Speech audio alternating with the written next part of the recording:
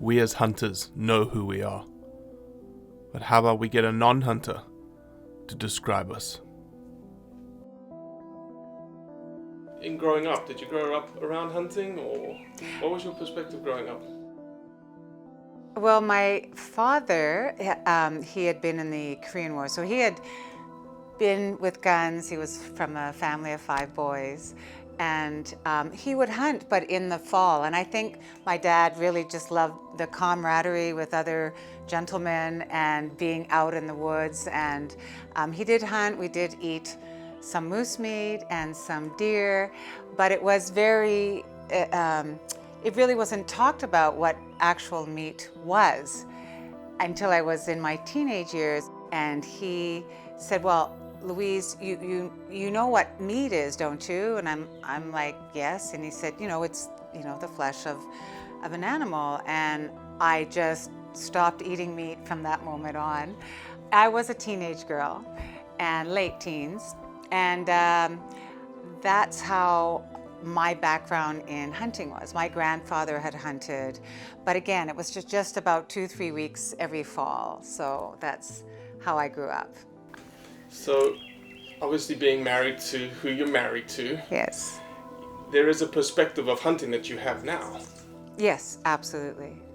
What is that perspective? Well, it took, we had a lot of conversations when we were first getting married. So at first I didn't quite understand it, and as it went along, I must say I felt better eating meat than not eating meat. So I did, that first year of marriage, I started eating meat again.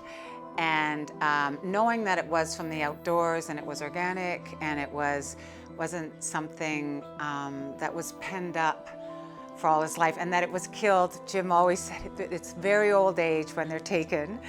This is where I started to see the difference in the quality of the meat. I was pregnant 4 months after we were married, so I was thinking a lot about our children and how to bring them up, and I just thought wild meat was a much cleaner, to me, more authentic way, and the history of hunting, which I learned more as we went along, just made more sense. I am not anyone's judge, but in my life that I've been with Jim, I've learned just so much how to balance. There is people get something and they stick with it and they don't even want to know any other information. You need to open up and actually, if you travel or if you're not traveling, look and talk to biologists that work in the wilderness, and not somebody who's just has one road and path and has no time for anything else.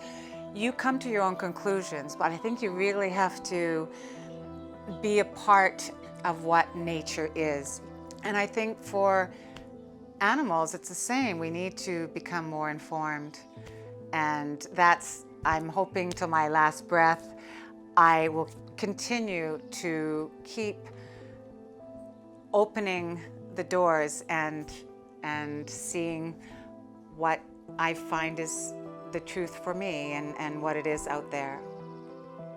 I'm Louise Shockey, and I am a non-hunter in a hunting family. My husband is Jim Shockey, and this is my side of the story.